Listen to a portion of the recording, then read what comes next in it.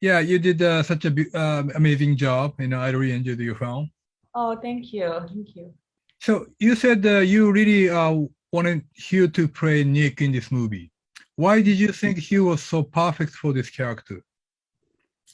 I thought Hugh was perfect for the character because I knew I needed someone who could do the action really well, practical action. I didn't want to use a lot of effects, and he is an incredibly gifted physical performer.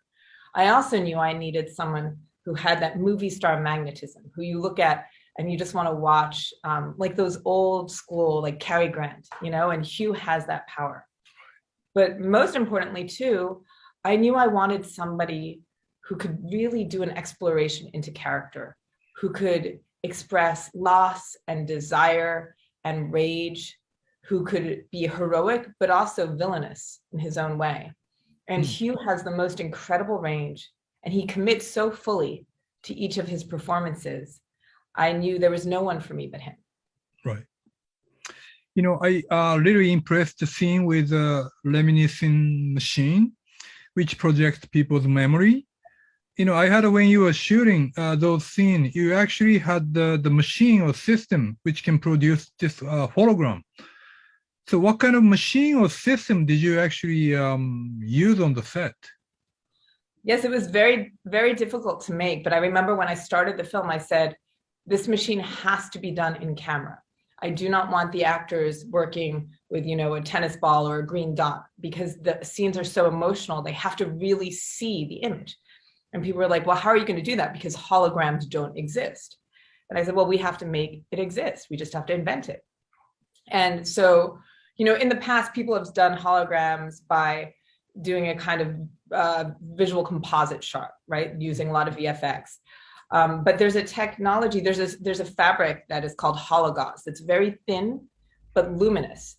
And what we did was we used that to create a screen. And where this film is different to others is it's a screen that works in 360 degrees. So it was built in a circle.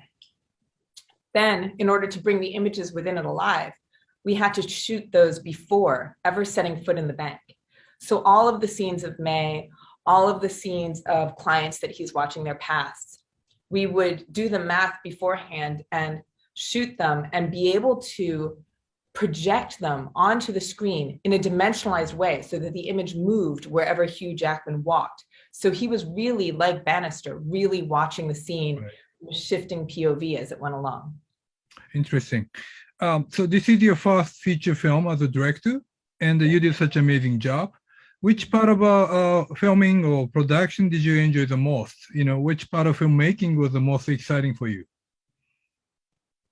I think that the most important job of being a director, so far as I can tell, is to choose a team who you love and respect and admire, because that will make every moment of filming, even the difficult ones where you don't know how you're going to make your day or you're worried, it will make every moment a wonderful moment because you're working with people who are artists who they won't let you down and you don't want to let them down. It's more than professional. You want to do well for them.